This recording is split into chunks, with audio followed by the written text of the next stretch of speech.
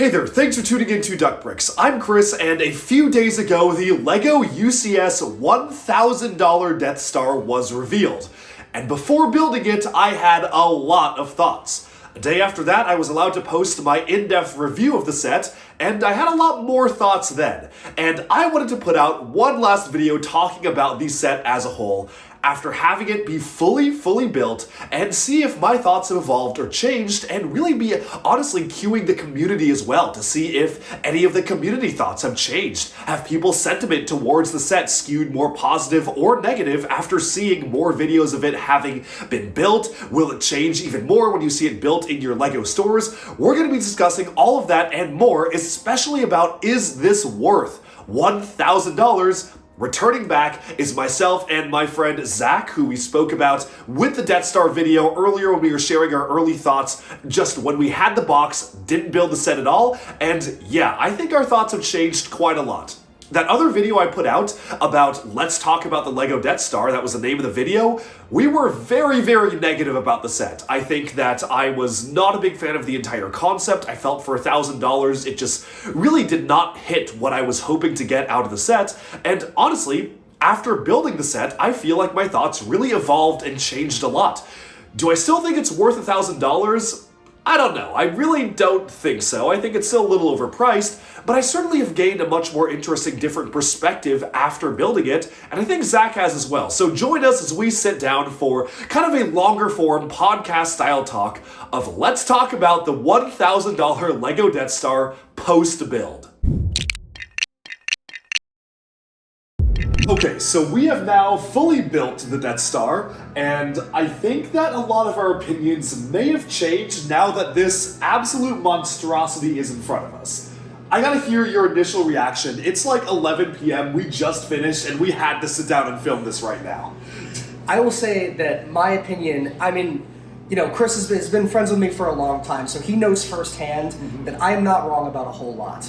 Oh, of course, yeah. I do not make a ton of mistakes. More like he doesn't admit to a lot of mistakes. This one was embarrassingly public. I said it on camera a couple of days ago, but we have just finished building this, and man, it was a totally different experience and different monstrosity than I was expecting in person.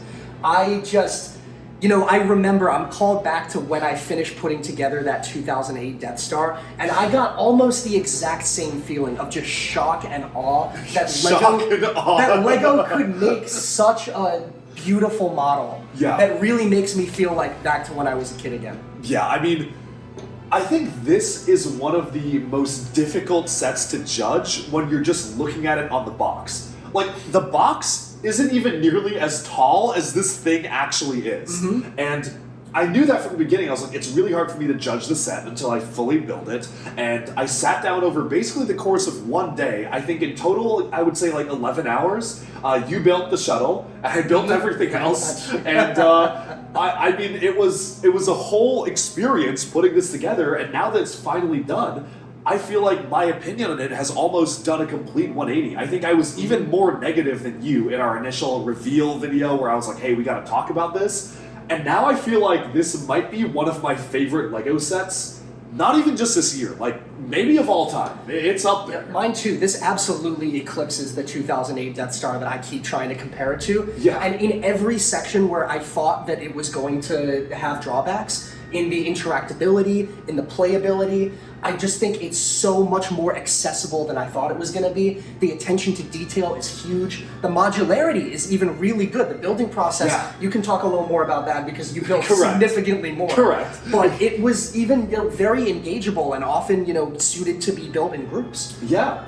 No, I mean, it was really interesting because there's a lot of things about it that you don't notice from the box. For instance, there are a ton of modules that are literally meant to slide out and act as their own little playable areas. Like, the way it was structured is that every single room has a space where you can play. Even if it doesn't slide out, usually the top part does slide out. So like, for instance, the jail cell here doesn't really slide out, but this comes out so you can reach your fingers in there. And then same for this room over here, you can reach in by taking this out. And there's so many like random hidden play features that really impressed me. Even something as simple as like Luke swinging back and forth. And then this is maybe one of my favorite things right here. Favorite feature. Yep, there's a bridge that you can kind of retract and deploy, and those are just some of the many, many, many different things you can do with it. Definitely gives me the same kind of satisfactory feeling of being able to pull back the door, the leading into the hangar in the 2008 Death Star. Small thing that they got rid of here, but I feel like this bridge more than made up for it.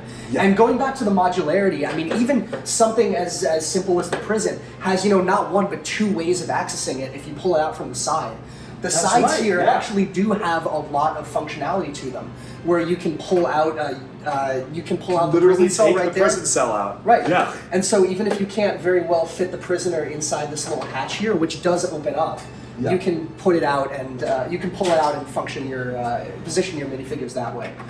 There's a lot else here that is just super hidden. From up here the hot tub, and that also pulls out because the side opens up. The side take it out. Yep. The side also opens up over here with the gunner room. I forget how to do that. You kind of take off the first thing. Yeah. Yeah, that does come off. It actually doesn't have to, but I think one of the little design drawbacks here is that when you do lift this up, sometimes it does tilt it in a way that it shouldn't naturally. But yeah, even this screen pulls out with the little Emperor Palpatine view in the Darth Vader chamber, but I thought that this was supposed to have another side, and I guess it doesn't, so the other side is just a black screen. To be honest, I'm not really sure why they decided to include that detail. Yeah, I don't know why it pulls out if you're not going to be able to swap it with anything. I mean, at the end of the day, I think there definitely are nitpicks about it, and I think that there are things that are not perfect with it. For instance, moving it around was a lot less fun than I thought it would be. I picked it up 5 minutes before filming this. I picked it up from here, and the entire thing just split apart, and I was like, I felt my heart in my chest. I was like, the past 11 hours might be down the drain. Thankfully, Zach was there to mitigate the disaster, but it was surprising to me how a set designed like this didn't have more Technic running through it to actually prevent that from happening, or even studs in the side attachments. This is attached only by mixel joints, so if you lift it from here, it will just split the Death Star apart, which is baffling to me. But even minor stuff aside, I think the thing that this set really does right is it feels like the perfect blend between a playset, a display model, and something that has some seriously impressive scale. And LEGO has done, I would say, a lot of sets accomplish one out of those three things. Either they have crazy scale, or they are really good and fun playsets, or they actually look super accurate and they feel like a good display model. Sometimes you get a good display model that's really big, but very rarely do you get a set that really expertly does all three, where genuinely I think this actually looks really cool on display, and it also is a ton of fun to play with, and it has insane scale. It's literally the most expensive LEGO set ever.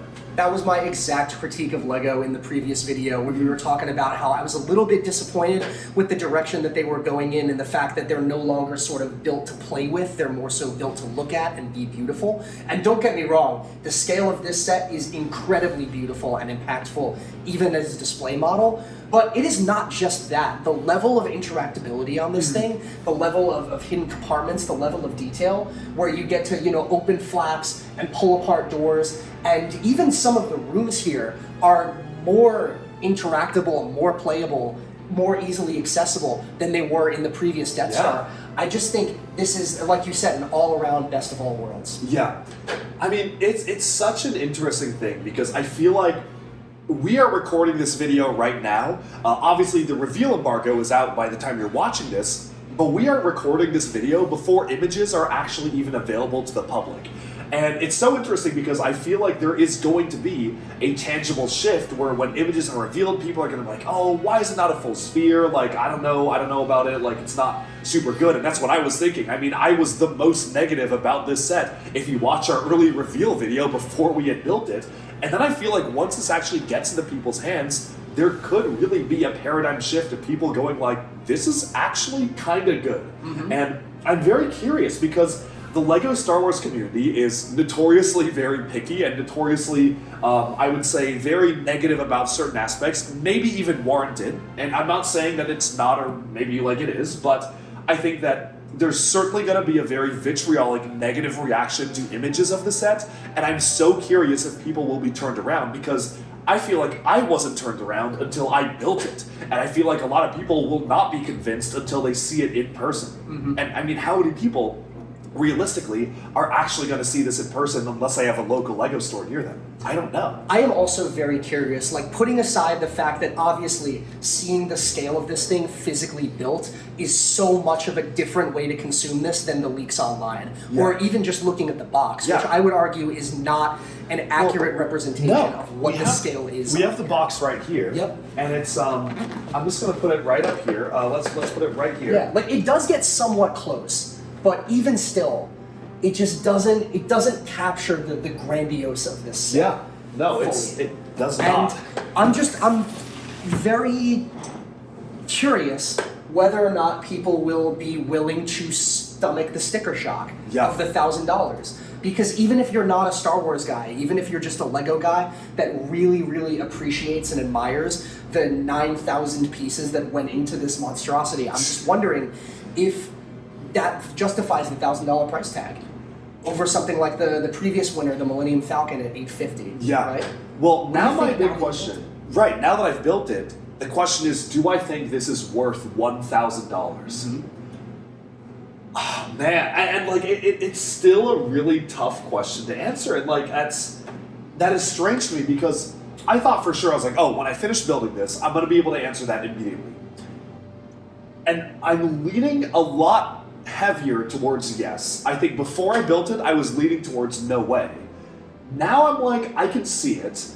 I still don't know. Like, I honestly still am not 100% sure. And it's more of a matter of like, it's less of do I think this is worth $1,000 and more do I think like, will people pay $1,000? Yes. That's what I really don't know.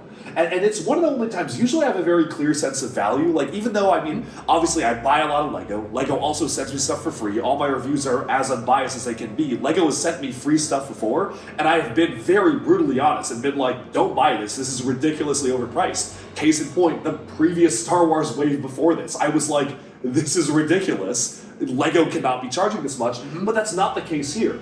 Here, like, there's genuinely, like, confusion in my mind as to whether or not this is worth it. And I think I do need to stew on it for a little bit. I mean, what do you think? Well, getting a little more narrow there, you actually do have a very good understanding of Star Wars and appreciate each of the different modules on this set. Yeah. Do you think that the $1,000 price tag is justified if you're a Star Wars fan and you think people will go, I absolutely have to have this. This, by far, does the most justice to the movies compared to anything else Lego's done.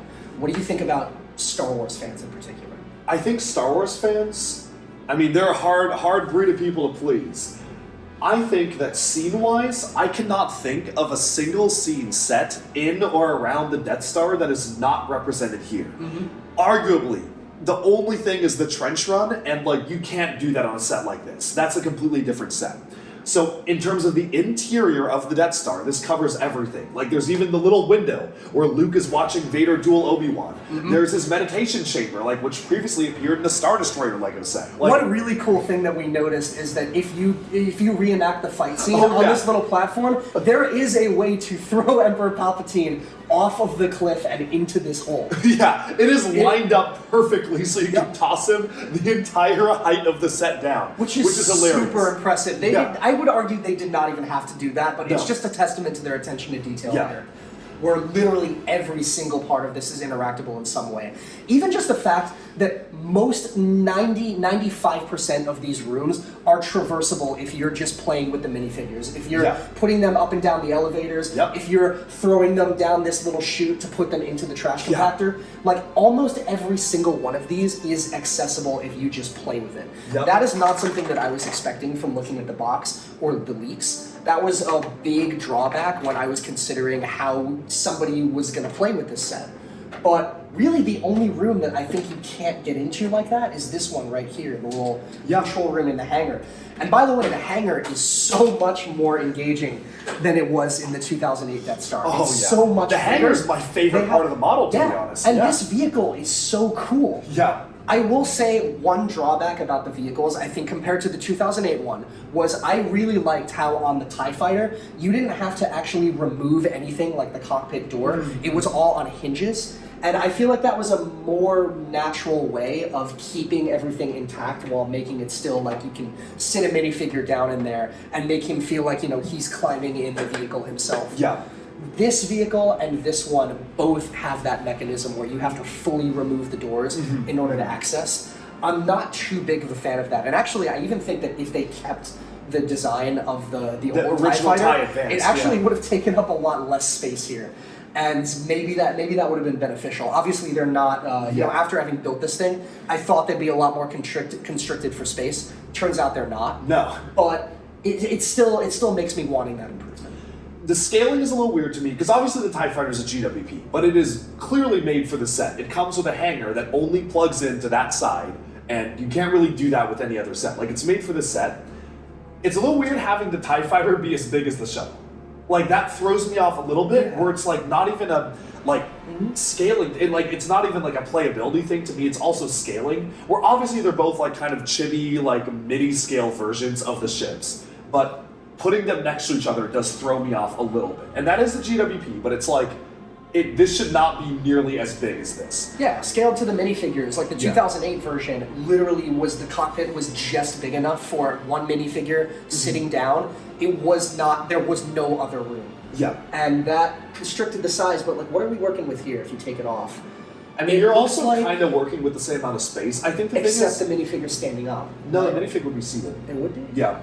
I think the thing is, a lot more headroom. The thing is that with this, it's kind of emblematic of how LEGO's changed their building styles over the years, where especially for vehicles, they make them super, super sturdy and make it such that it makes there's nothing that could go wrong with a kid playing with it. And I think that this vehicle has been designed with more modern design philosophies. I don't think they could release the 2008 version of the TIE Advance today. But even then, if we're talking about the vehicles being a negative part of the set, it really goes to show how much this set has kind of turned around in my mind. I mean, if we really want to call out some of the negative aspects, now I'll talk about this more in the detailed review, but it is kind of strange to me that opening this hatch for the gun causes this to get misaligned. Every time makes this get misaligned. That's really weird. I don't know why it's built like that. It's strange to me how there's literally, I don't think while building this there was any Technic sort of infrastructure, no Technic beams to keep it sturdy. I am now very scared to move it around because surprisingly, despite almost every other LEGO set that comes out nowadays, I am genuinely a little concerned for the stability. Picking it up here is not okay. You have to pick it up from here. If you even do this, it's not okay. I think if you squeezed it like this and picked it up like that, that's a nightmare. No. You're cooked. That would come apart. So it's not as maneuverable as you would think it is for a set this big, which I would expect they would put pieces into making it more stable. Exactly. You really do. The natural thing is to be able to grip it from here and here. Yeah. I'm getting PTSD just looking at you doing that. Put your hands away. 10 minutes ago. Yeah, get your hands off my set. Do not do that. Okay, so on that breath, those are the top worst things about this set, or at least the top drawbacks. What are the things that most pleasantly surprised you? Okay, pleasantly surprised, I think, obviously the scale. I think it's hard to even get across the scale on video. And the thing is, we are seated, this is seated back. There's a bit of perspective here when you're watching this video, where we actually appear larger than we are. Because if we're, actually next to the set, you can see, how big this actually is. Bigger than my, almost as big as my entire torso. Yeah, that is Zach's torso right there. Yep. Dude's been hitting the gym a lot. So this is at least 7 feet tall. Yeah. Of course, yeah, of course. But no, I mean, genuinely the scale shocked me. I think the first thing that you build is the hanger. And you start with this, and I was putting it together, and I was flabbergasted by just the scale of how much room there is here. So yeah, I mean, honestly, my favorite things about the set, I feel are little things that just made me smile while building it that I either didn't expect or didn't expect to be as cool, but as a whole, I think that I was very, very much convinced from just the first couple of bags. Seeing the scale of this as I was putting it together made me go oh wow, this is much bigger than I could even picture it in my mind.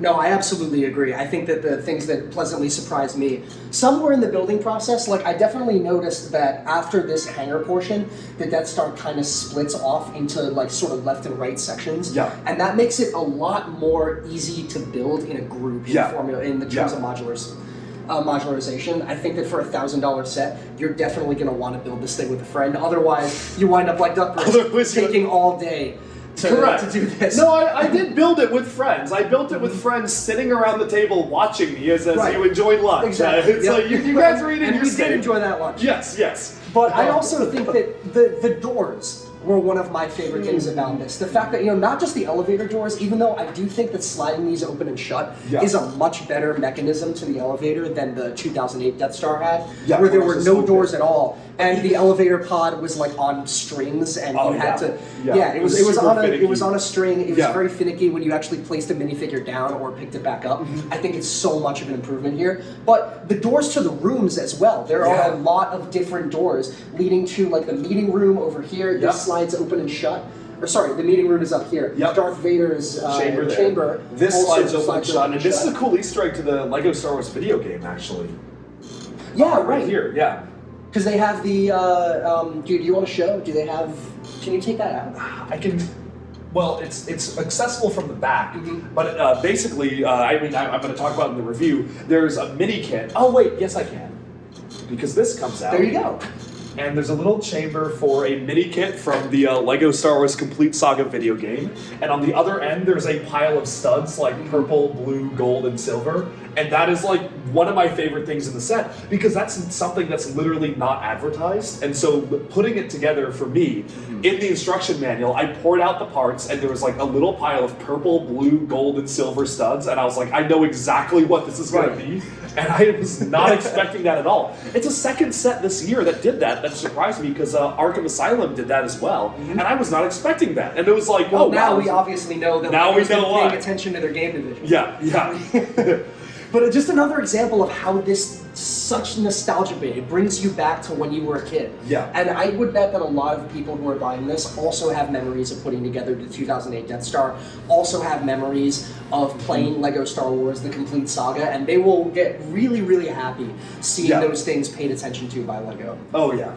And what were your favorite parts of it, other than like the doors and everything? I did think the doors were a really cool part. I think one of them is this vehicle right here. It the Imperial Shuttle type deal. Cool. And I was very skeptical of like whether or not this was going to be big enough for the hangar, because the hangar, I was expecting it to be a lot lower to the lower of a ceiling than it actually was. Yeah. That is probably one of the coolest Star Wars vehicles I've seen inside a set. Inside a set. Not being a set on its own, but included in another set. I think, first of all, this one is way cooler than that one. Yeah. But I think the fact that there's a little latch here, or how did you install by Technic pins. It's connected by Technic pins. Yeah. I think that is such a cool gift to include. Yeah, the GWP is perfect. Yep. Yeah. And the fact that it's hanging above here instead of on the ground makes it so much more open to be able to pose minifigures and actually play with this. Exactly. So kudos to that. Yeah. I think that even like you can move the sorry. You can move the prison cell out from the side, but you can also up here move out the hot tub. And there are a lot of little things like that where they actually do use the sides to their advantage and make the set more interactable by removing like certain over modules. Here, like what we mentioned, the jail cell here, you can take it out. Exactly. Yep. You can remove some walls, you can remove some ceilings, you can remove some modules, and it really improves the accessibility of the set as a whole. I was also pleasantly surprised by this feature right here, which is the trash compactor chute.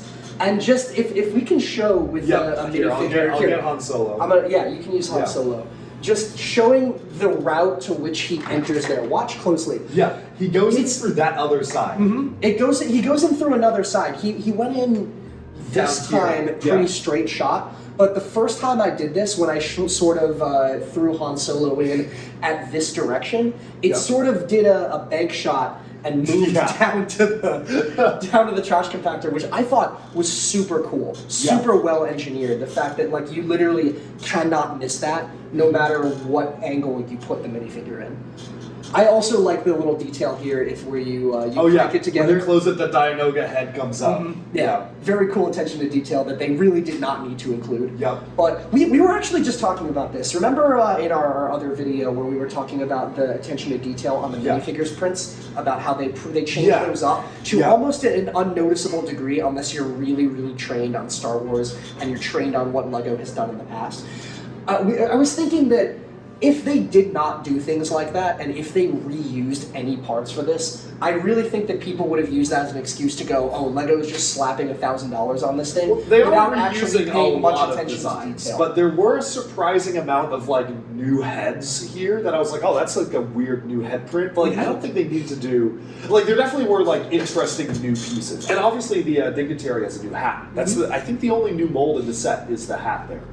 Yeah, and I think we were just talking about that, about how LEGO like really took attention to detail here to another level, to the point where like they're making new molds and they're replacing very small things that I don't think would have impacted anybody's purchase decision, but definitely might have impacted some more eagle-eyed fans' reviews about whether or not LEGO was actually putting $1,000 worth of effort into this thing. That is interesting you say that, because I think one of the complaints I still do have, and I know like you don't care about this, but as a LEGO fan I do, is that some of the figures, I mean really only one of, like really only C-3PO bugs me, because they have made a super detailed version of C-3PO with a dual molded like silver leg with printing on the side of the legs, and they've put him in the UCS Landspeeder, they put him in the buildable C-3PO figure, all of which are meant to be adult collector sets, and then for this one, they specifically include the worst version of C-3PO, and I don't understand why they did that. It actually does not make sense to me, other than they were like, oh, this is a playset,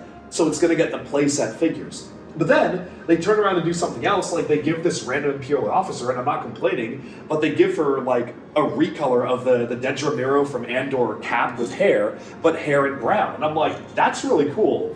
But you could do this, but not give C-3PO the most detailed leg. It's just it's a little bit strange. It's a little bit strange to me why they made certain decisions the way they did. But all in all, figure selection-wise, I do really like it, and I don't think there's any figure I would have wanted included in the set that isn't here. I can't think of a single one. Yeah, I agree. I think they literally ticked all of the boxes that I could possibly think of. I also love, I didn't even notice this until just now, but the drastic improvements they made to Emperor Palpatine's lightning bolts. I think is super cool. Because they did not have that in the 2008. There were like little pieces that you hold in the minifigure clutches, and they were like zigzag lightning. Right, because they were using the Fantasy era lightning back then, and now, I mean, they've used that recently for a couple of Palpatine figures. They still do use the classic ones sometimes, but I actually think that does look a lot better. That was a lightning bolt piece introduced for the Trolls World Tour sets of all things, because in the movie, apparently they collected, I don't know, like lightning bolt shaped guitar strings, I think, and LEGO made a lightning bolt piece for that. And for Nexo Knights, it was first for Nexo Knights in 2017. It was Nexo Knights for the Rage of the Colossus season, where they were having a lightning themed enemies. What about the holster piece? Because he's not actually holding the lightning bolts. He's holding like little clear pieces with the lightning bolts. Those attached. were posable minifigure stands made for the DC superhero minifigure series in 2020. So it's meant so you can stick it onto a minifigure leg and have it be like they're jumping or flying. That's a very creative But use it's a for great them way now. to use it, so it's like he's angling the lightning up. It almost looks like how he was shooting it in like Rise of Skywalker, where he was like shooting it up, kind of. Like, don't get me started on that movie. But I don't think that was the point. Yeah. So, all in all, do you think that this will, one, change reviewers' understanding of and appreciation of this set coming off of the leaks, coming off of, receiving this thing, but maybe not having actually put together yet, and it's just a box sitting in their living room until they find themselves with, 12 to 18 hours to put this thing together? Well, I think it's honestly a bit of a tricky topic. I think it is going to be a little bit back and forth. And I mean, I like to be honest here on Duck Bricks. Like, to be completely honest, I'm sure you're sitting there thinking like, hey, is he just saying this because LEGO sent it to him for free? Of course he's going to love it.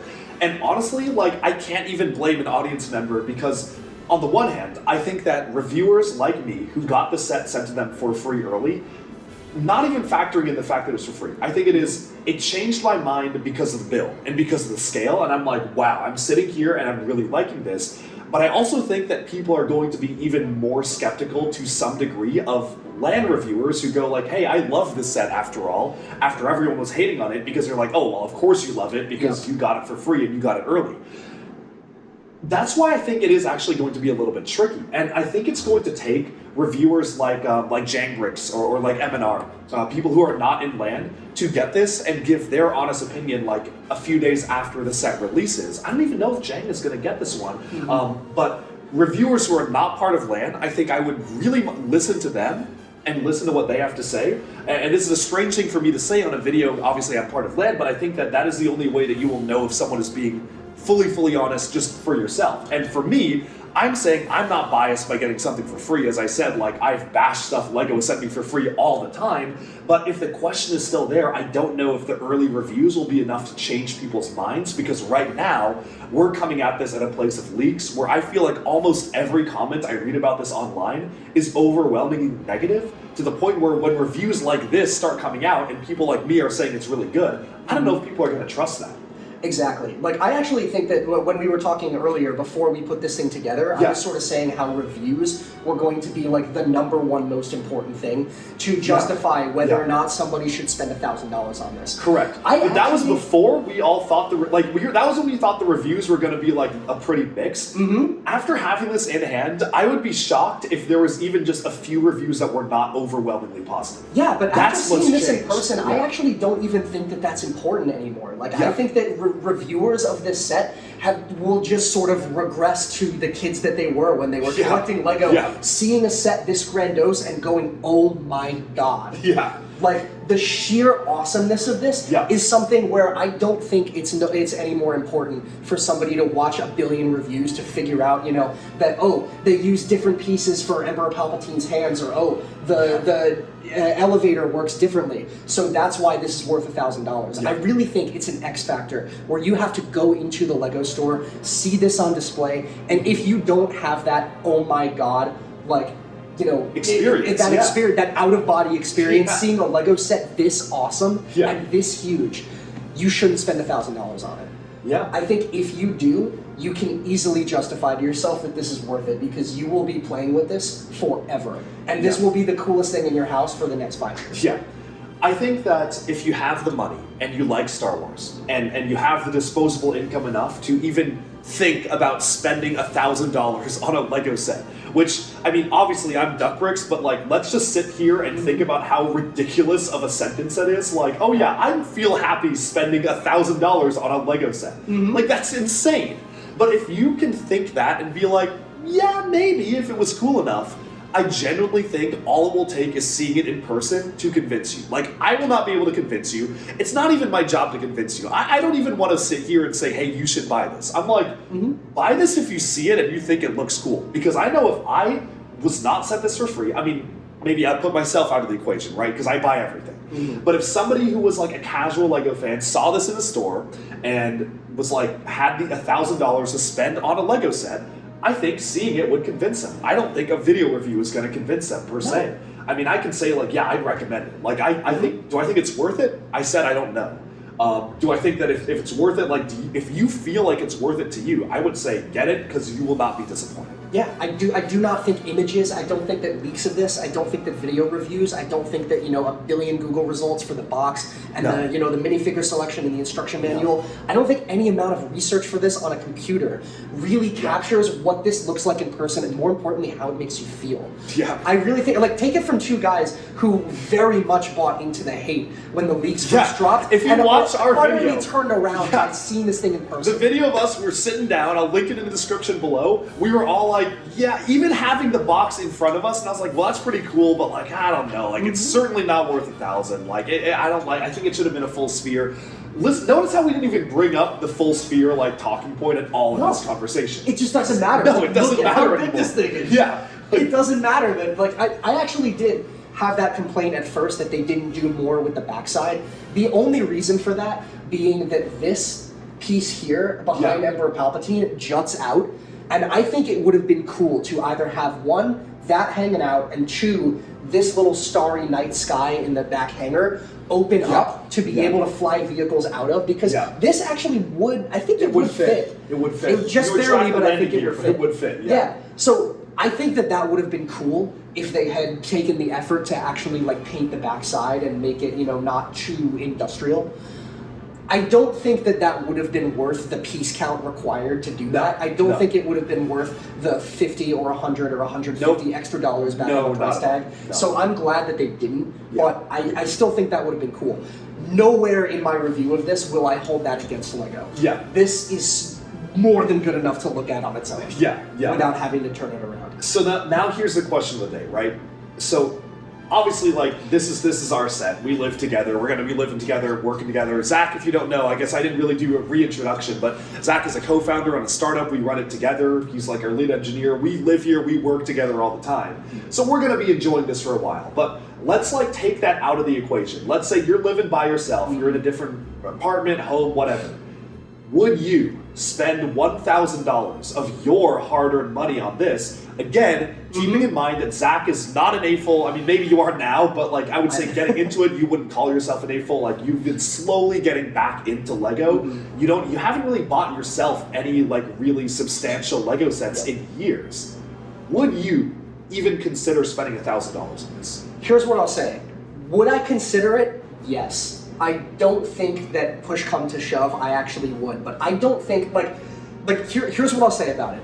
The most impactful moment for me is when this whole thing was finished building, we got to stand back and take a look at it before trying to pick it up and almost destroying it. But this, if you've ever seen Ratatouille and the image of the chef, the image of the critic being zoomed back to his childhood as soon as he tasted the Ratatouille. I think this transported me to a lost section of my childhood that I really did not think I could get back given LEGO's new direction of, the aesthetics over the actual playability. But wow, man, I feel like after putting this thing together or just seeing it put together in front of me, this makes me want to get back into LEGO. Yeah. And maybe that is the target audience. It might be another set. Right, it might be another one. It is this one, for sure. I love the grandiose, and I love the details. But I'm saying, I love the... It makes you want to get back into LEGO. So, if I don't buy this set, I will probably buy another one. Yeah. That makes me feel something similar, because this just, wow. I'm almost at a loss for words. And we had to... It was crazy because we were talking, we were having dinner and everything, and this was in partial stages of construction all day, and we were talking, we put that final piece on, and then we just stopped talking and we're like, whoa, we literally sat in silence for I want to say 5 to 10 minutes. Just looking at this, playing around with stuff, making sound effects and stuff like that. Right, and that was the best. Playing around with this thing, opening and shutting the elevators, putting minifigures in, sending people down the chute, and oh yeah, and there's a little a hinge on the side of this for. Dude's there's a little hinge on the side of this for 10 minutes, man. For putting the doors together. I don't remember where that is. Well, here the detention, the cell, the jail cell here that comes out. But no, I mean, at the end of the day, it really was that back to childhood moment. I remember how I got my first, the 2008 Death Star. That was Christmas '08 for me. And that was, I remember how it felt to build that. I'm sure you remember how it felt to build yours. And I buy a lot of LEGO. I build a lot of LEGO. I review it. And it's gotten to a point where obviously I love LEGO. I really enjoy it, right? I don't have that much time to ever play with my LEGO sets. 9 times out of 10, I finish a LEGO set, especially a modern one. I finish it and I'm pretty cool. I put it on my desk and I don't think about it again. And maybe I walk by, I admire it, I'm oh, that's cool, that's cool. This is the first time where I finished a set. We both stopped what we were doing and just started playing with it. I cannot remember the last time I did that with any LEGO set. I will say, I think the criteria for this is somewhere around, if you are at all in the market in terms of budget for a $1,000 LEGO set, if you are any amount of fan of the Star Wars movies, you're going to get extra appreciation from this. And if you've had any sort of impactful moment like the ones that we've been talking about with LEGO in your entire life, I would still say that this should be heavily in your consideration, but do not buy this thing online. Don't rob yourself of the experience of going into a physical LEGO store, looking at this thing in the glass, picking up the box, checking out, and lugging this thing home. I promise you, you will revert to your inner kid status. It will feel like such a satisfying experience for you, and that is how you get your $1,000 worth from this thing. So, I mean, overall, man, I think it was really funny because this is the one time where, like, Zach and I, like, we were talking about it. We were literally standing around the living room just talking about the set when it finished, and we were playing with it. And we're like, dude, we should just film the follow-up now. Like, we should just film it right now. It's like, it's midnight at this point, basically. And we're sitting here talking about it before the workday because it's like, this is so cool. We had to talk about it. We literally could not wait even a day or like a sleep to sit down and like share our thoughts. And I think that is probably the most glowing endorsement I have for the set. Is the set perfect? By no means. There are things that annoy me about the set, like the fact that you can't pick it up easily. That's kind of weird. The fact that like you open that up, that comes off, that's weird. Like there are things I don't love about it. The fact that this has no support at all. Like they literally could have added a stud here and a stud there, and it would have been fine. It would have been better. I just kind of don't like that the only support here is gravity. It feels weird. There's like a couple things, right? And then even like the elevator doors, we're like, wow, that's tight. This one's really hard to get into, especially with the TIE Fighter. It's nearly impossible to open that bottom one. But like at the end of the day, like there are things we could nitpick, but I am way more positive about this set having it built than when I first saw images. And I cannot remember the last time that happened. I think most LEGO sets, I have a generally pretty good sense of scale. When I see a blurry, you could show me the like most like blurry leaked image from like the factory floor of like a set box, and I would be like, yeah, I can kind of see it's gonna be this big, and like, oh, that's awesome. We're like, I don't really like this set. And that rarely ever changes. I've never had my opinion do such a complete 180 than before I built this versus after. Because when this was revealed, we were all sitting around. I think there were like 10 of us. We were playing board games. One of my buddies was like, go on Instagram right now. You got to see the image. And we all looked at the image and we were like, ugh. Like, heart sank. Yeah, it was like, that is awful. Chest. Yeah, heart sank, like something that we were so hyped for. We all thought it was awful. Like, we all legitimately were like, this is a huge mistake. LEGO was messed up. This is a big problem. And then after having built, complete 180. Like, I love this set now. It is among my top LEGO sets. Top 20 for sure, maybe even top 10. I mean, like it not even number 10. Like it's really up there for me, and I would need to sit and think about that more. Yeah, no, I really that means a lot more coming from you. I would say easily that I think this is the number 1 LEGO set that I've ever seen. It's certainly the number 1 LEGO set that I've ever owned or co-owned with Chris. Yeah, no, this is ours now, man. As long as we're living together, this one's ours. Outdoes the 2008 Death Star in every single conceivable way. I don't think I can name a drawback.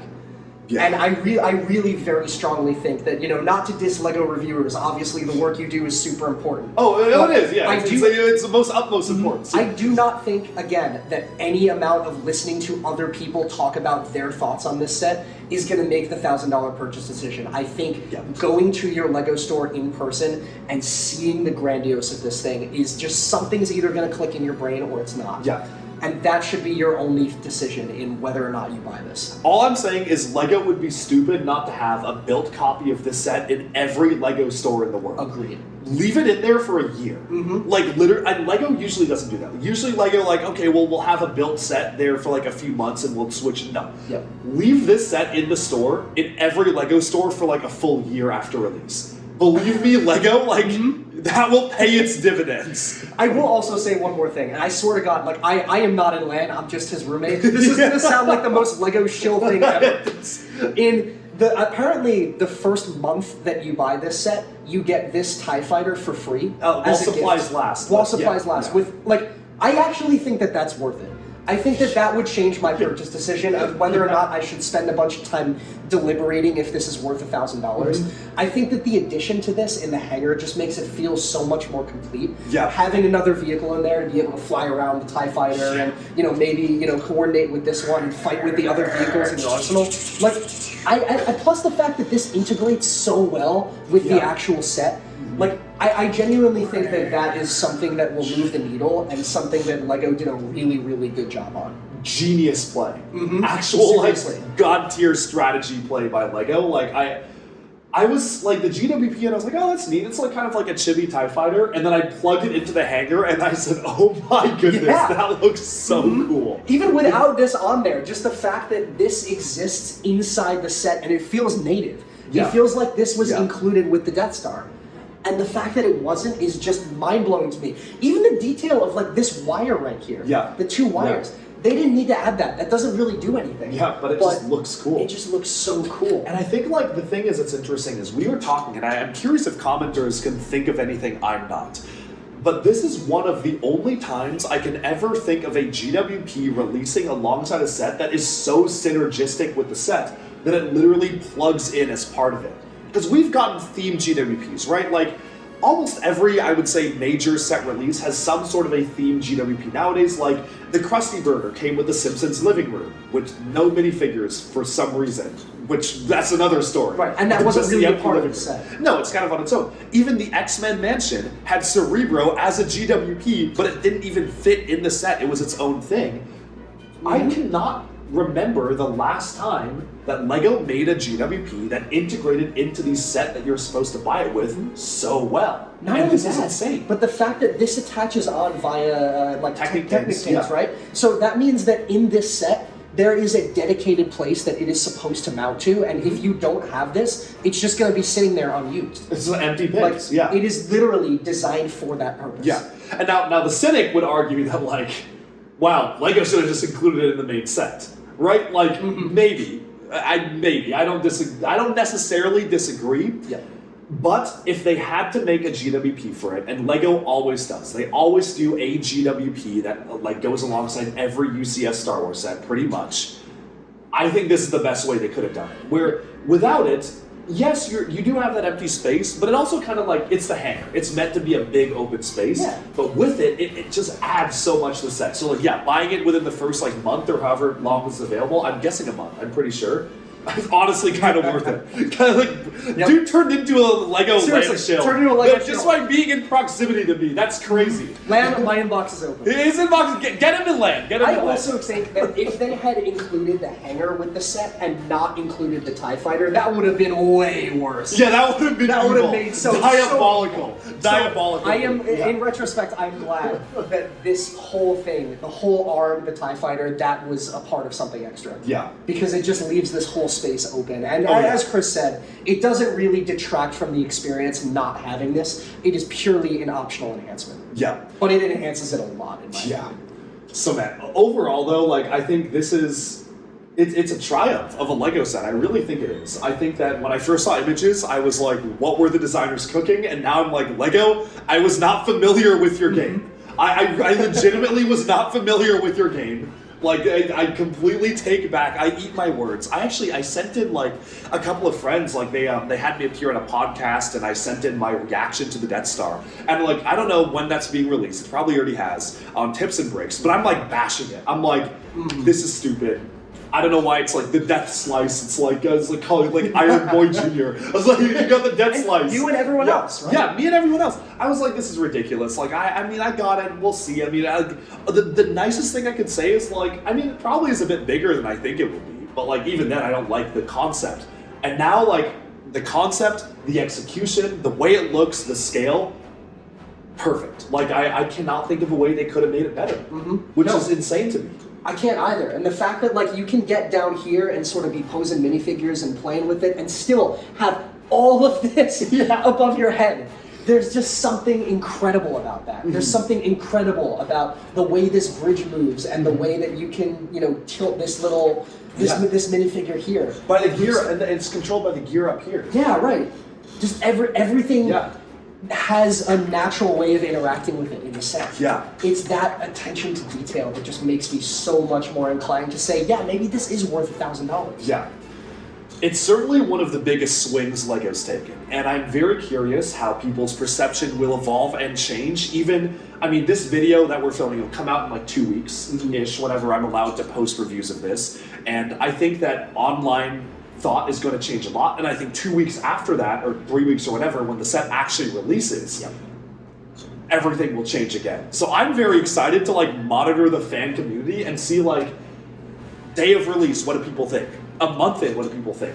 1 year later, what do people, like, what's the consensus on this set? Because I think it's going to fluctuate so much. And we've talked about this before, but LEGO will be monitoring this almost certainly as closely. Yeah. This is testing the waters for what people's appetite is for a $1,000 set and what kind of value people expect from that. Oh, yeah. If this does well, and I would have said this honestly regardless of how the set turned out, whether it was good, whether it was total garbage, but however this set does, it will only get better from here. Oh, yeah. I'm curious, like, what else they could do as a $1,000 set. I can't even think of that many things that would justify, like, that big of a pop culture. It's got to be something, if it's not Star Wars, I feel like it has to be something superheroes. Yeah, and the Death Star is obviously, like, the biggest thing, the biggest scale project that they could have tackled in Star Wars. Yeah. I honestly don't think that they could have remade the Millennium Falcon, like, at this scale to justify $1,000. The UCS Millennium Falcon is literally to scale with minifigures. Yep. They couldn't have made it bigger if they wanted to because it's already to scale. So yeah, I mean, maybe if they wanted to make a really interactable version of, like, Avengers Tower, or if they wanted to do, I don't know, maybe with the Quinjet, I know they took a stab at that before. You mean the helicarrier? Oh yeah, the helicarrier, sorry. I don't even think that could, I wouldn't pay $1,000 for a helicarrier. Like, I don't think people, I mean, maybe back at Marvel was at its peak, but even then, like, if you released a $1,000 helicarrier, like, the day Avengers Endgame came out, I still don't think it would, like, do crazy. I mean, maybe, just imagine if they had a lot of accessible rooms in there. That's true.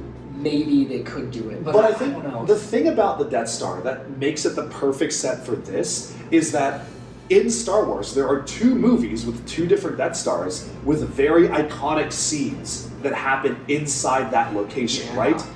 Even Avengers Tower, name an iconic scene that happened in Avengers Tower other than, like, I guess the Age of Ultron, like, scene at the party, and then the Loki, like, Hulk smashing. 2 scenes. Okay, arguably Cap versus Cap. But again, they covered all of these scenes in the modular Avengers Tower that they released. And that was like, what, $300? I think, I wouldn't know. Right. It was like a reasonable price. It did not need to be $1,000. So for the next $1,000 set, I'm really curious what it, like, I want it to be a lot of things. Like, I'd love for it to be like a Lord of the Rings Minas Tirith, but they wouldn't do that. Like, I know they wouldn't do that for $1,000. Like, the audience isn't there. I don't know. Additionally, they could just build, like, a really, really good scale, like, Hogwarts Castle or Diagon Alley, but they've been doing... that's probably what... Dude. But they've been doing modularity, and they've been doing it pretty well so far, so the fact that you don't have to buy, drop $1,000 on that all at once, you buy the individual modules, and maybe that adds up to $1,000, but ultimately... No, man, I think you just called it. Really? I actually think, I mean, mark these words in, like, maybe 2 to 3 years, maybe 5... I genuinely think in our lifetimes, LEGO will do a $1,000 Hogwarts. I think that's what it, because what other pop culture icon has so many memorable scenes in the same location?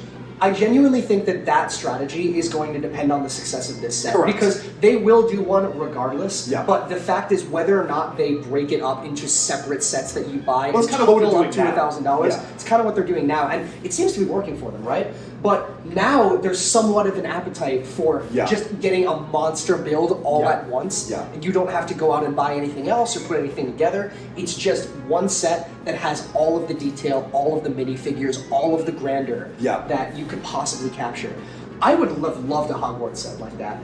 I actually think you called it. I think congratulations, you're a prophet is going to be in the comments in like a few years. I genuinely think you called it. Maybe. Because I would be ridiculously impressed with LEGO if they did that. I actually think timing-wise, right, they're doing the new HBO show. Regardless of how good that's going to be, I actually have I'm very skeptical of that show because from all of the, like, set images, it's like they're just remaking the old movies. Like, same outfits, same look. It's like, why even do it? Yeah. I mean, money is why. But if that show does remotely well, I think that, like, Harry Potter will be even more popular than it already is. We know it's one of LEGO's best-selling themes right now. I think you call it. It meets all the criteria. I mean, the criteria is basically, do they have a set in the past where there's enough detail and they really can't add any more? I don't think so. I think there's a ton of detail that they could still add to Hogwarts. Yeah. Do they have those, like, the scenes in here that are super iconic from all of the movies and all of the media that they could include in Hogwarts? They definitely do. I would even say they'd struggle to fit those in $1,000. Like, with the Death Star, I'm like, they covered everything. Yeah. With Hogwarts, I don't know if you could cover everything memorable in a $1,000 set. Yeah. Imagine a set this size with this many rooms for Hogwarts. There are way more than like 1, 2, 3, 4, 5, 6, 7, 8, like 9, let's say generously 10 or 12 iconic scenes. I mean, they would have to make this like extend out to here. It could even be more than 1,000. And maybe like down, maybe here for the height or here. Yeah. I'm not sure. I don't know the dimensions. I'm not a designer. But I certainly think that that's a direction that they could go. And I'm curious, I do think that you're right. This will set the tone for if LEGO will do something like this again. Yep. Because it's a bold move to have such an open layout for like an adult collector set like this that has an open layout that is meant to be played with. Usually with adult collector sets, LEGO makes it look perfect from the outside. Like the perfect Jango Fett Slave 1, like everything, right? This is a big swing for an 18-plus adult set to be as playable as it is. So if this does well, I actually think that this could be a big paradigm shift for LEGO to slowly realize, like, oh, hey, adults could actually also like the playset side of things. We don't need to make a screen-accurate, like, say, Hogwarts Castle with no rooms on the inside. Kind of like that microscale one they did back in 2018, which I liked. I didn't like that one. You But didn't again, like that one? well, Yeah. I like the way it looked, But it's not playable. it's not playable. Right, Which right. means I was never going to buy it. I was never the target audience for it. Correct. It wasn't playable. But now I'm like, if this does well, LEGO might say, hey, well, maybe we could just do a Hogwarts that's like vaguely in the shape of the Great Tower, but then every single bit is a different room. And I think that could probably do really Plus well. the fact that of the price here, I bet a large chunk of it came from the fact that they had to build a wall in the back here. Yeah. Like, I don't think they actually have to do that for Hogwarts. I mean, they certainly have to build a wall in the front, but they can leave the back extremely open.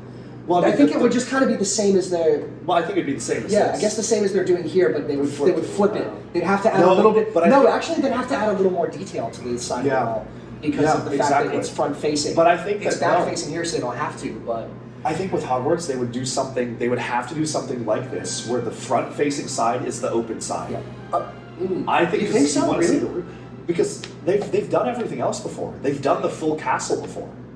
I guess so, but I mean, with the Death Star specifically, I know everybody was, they kind of, they wanted it to be a sphere. Yeah. But if it was a sphere, it would have been so much more difficult to make it playable without making it open up, and then that would have cost like $3,000. Yeah. I think or with be like Hogwarts, this size, right? Or be like this size and have it open up. Yeah, but with Hogwarts, it is considerably more important that it actually looks like a castle and that you can actually display it. That's true. So they will put a lot of detail into the front side, and they need to leave the back open. That's a hell of a challenge for $1,000. I mean, this is crazy, but like that's even more. Like I'm just so curious. But yeah, I think that's the logical thing for the next step. And I really think it'll depend on how this does. So, if they are doing this, and if this does well in Star Wars, I really don't see a reason why they couldn't take a swing like that with a lot of their major IPs, if not. Oh yeah, I love a Lord of the Rings $1,000 set. I don't know if they would do it. I don't know if the IP is popular enough that they would do it. No, but just imagine one set in each IP that's like the big one. The one that has all of the detail, all of the minifigures, everything that you could possibly want as a die-hard fan. Yeah.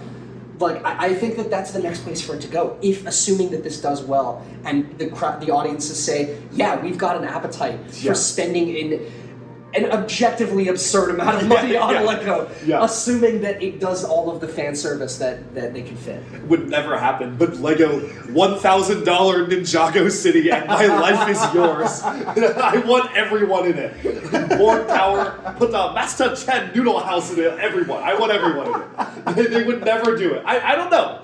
Never say never. Maybe for like Ninjago's like 20th anniversary, well, that's in 5 years.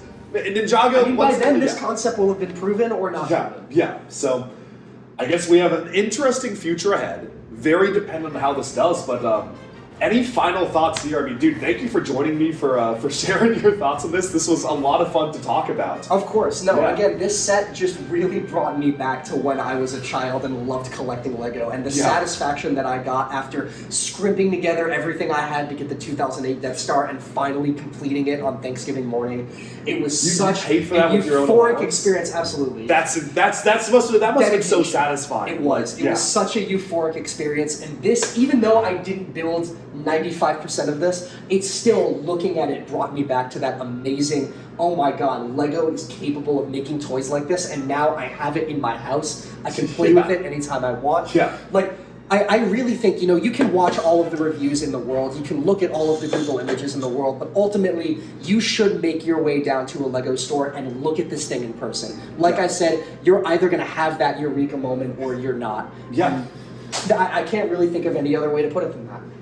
Yeah, I mean, I think like Zach kind of summed up the reason as to why I brought him on for this video. It's because I really wanted to get that perspective of someone who's kind of rediscovering LEGO. I would say you're out of your dark age. Nobody can claim they're still in their LEGO dark ages and have watched almost all of Ninjago except for one season. Like, you're out of your dark ages. You're getting back into LEGO. I am, and this absolutely makes me want to get back into LEGO again. If watching 18 seasons of Ninjago was not enough to convince you.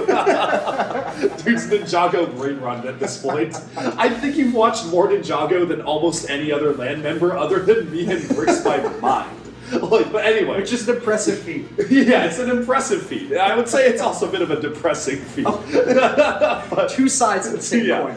Anyways, I wanted to get your perspective on this, and we've been talking about the set for months. Like, since the rumors dropped, like, we weren't even living together yet. I think the rumors dropped, like, last year. I remember I was texting you, and I was like, dude, this is gonna hit when we're living together. Yeah. And we were, like, looking forward to this day for, like, months. Like, I would say almost a year now, ever since the rumors dropped. And it's here. It didn't disappoint. I'm very happy to get your perspective. And, I mean, if you don't believe me, believe Zach. As he said, he is never wrong. As he said at the beginning of this video.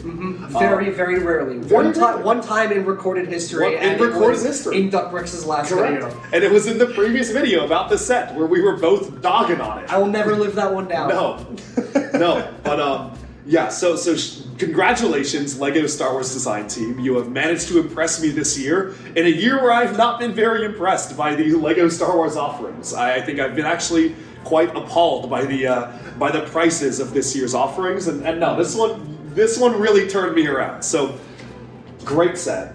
Seriously, hats off. The Gators hat is not in this video, but if it was, hats off to the LEGO designers on this one. Chomp. But no, overall, great build, and thank you for joining me. I'm really curious to hear in the comments, what do you think of the set? Has this video changed your mind at all? I'm really curious if it has, honestly. Or, like, have your opinions changed before, after? And most importantly, comment down below if, like, are you planning on actually buying this set when it releases? I'm really curious to see what people have to say in the comments, so let us know. And yeah, thank you so much for tuning in. Let me know if you want to see Zach on more videos. Actually, that's less of a question. It's you don't really have a choice because dude is coming on a LEGO in like what, 2 weeks? 30 days. In 30 days, Zach is going on an insane LEGO mega trip with me and the other LEGO gang. So you're going to be seeing a lot more of him in videos and stuff like that. But this was a lot of fun. I hope you enjoyed, and be sure to like and subscribe for even more LEGO news, reviews, discussion, and analyses coming your way very soon. Bye for now.